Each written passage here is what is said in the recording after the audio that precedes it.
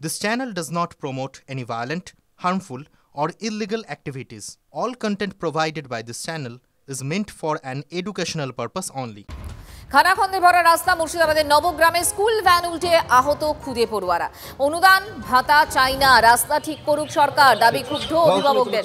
নবগ্রামের পলসন্ডা থেকে লালবাগ সদরঘাট রাস্তা কার্যত মরণ ফাঁদ, মাঝে মধ্যেই ঘটে দুর্ঘটনা।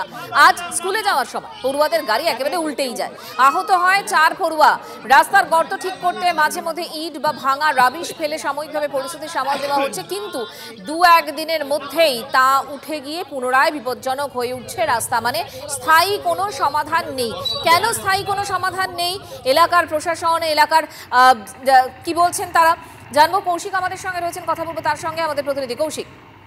দেখো, বারংবার কিন্তু প্রশাসনকে জানানো হয়, কিন্তু কোনো সুরাহা হয় না। এই রাস্তায় দিয়ে কিন্তু যে পলসন্ডা এবং লালবাগের সদরঘাট রয়েছে, এই রাস্তা এবং এই রাস্তা দিয়ে কিন্তু প্রতিদিনই যাতায়াত করে খুদে পড়ুয়া থেকে সকল গাড়ি, এবং সেই রাস্তাতে এরকম দুর্ঘটনা ঘটেছে। যখন পড়ুয়ারা ভ্যানে যাচ্ছিল, খুদে পড়ুয়ারা, সেই সময় কিন্তু রাস্তা খালাখন্দে ভর্তি থাকার কারণে কিন্তু সেই রাস্তা এই মধ্যে গাড়ি উল্টে যায় এবং ঘটনায় 4 জন পড়ুয়া জখম হয়। এবং এলাকাবাসীদের দাবি যে দীর্ঘদিন থেকে এই রাস্তা বেহাল দশা রয়েছে। তারা বারংবার পুলিশ প্রশাসনকে জানিয়েছে, কিন্তু প্রশাসনকে জানানো কোনো হয় না। এলাকার মানুষজন চাইছে স্থায়ী সমাধান। এলাকায় কোনো রকম ভাবে যে দান বা খয়রাতির রাজনীতি চলে, সেই সব বন্ধ হয়ে সাধারণ মানুষের উন্নয়ন হোক। এক অভিভাবক জানান যে কৌশিক, রাজনীতি পরে যে ছবি আমরা দেখছি, বাচ্চাগুলো উল্টে গেছে, লেগেছে, এরপরেও রাস্তা হচ্ছে না, মানে এই ছবির পরেও কি আরো কিছু বলার দরকার থাকে?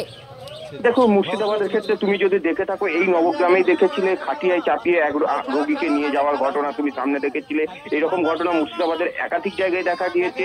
তারপরে এইরকম দুর্ঘটনা, সেরকম এই খালাখন্দে ভরা রাস্তা কিন্তু বহু রয়েছে এই মুর্শিদাবাদ জেলায়, কিন্তু এখনো পর্যন্ত প্রশাসনের কোথাও যেন হুঁশ ফিরছে না।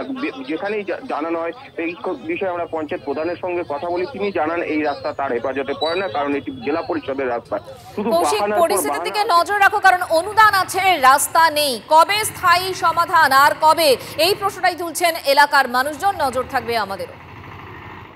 অবস্থা খুব খারাপ। আজ সকালে তো বাচ্চার গাড়ি একটা উল্টে গেছিলো, 2-3টে বাচ্চা খামো হয়ে গেছে।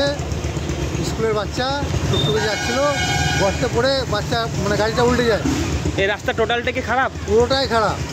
রাস্তার কাজই হচ্ছে না। রাস্তার কাজ হচ্ছে না, কি চাইছেন এখন? রাস্তার কাজ হোক, যেন রাস্তায় সব মানুষ যাতায়াত ঠিকভাবে করতে পারে। মানে রাস্তায় এত খারাপ যে জায়গায় জায়গায় এমন গর্ত হয়ে আছে, জল দাঁড়িয়ে আছে, গাড়ি গর্তে পড়লে গাড়ি উল্টে যাচ্ছে। আজকে সকালে একটা গাড়ি উল্টে গেছে।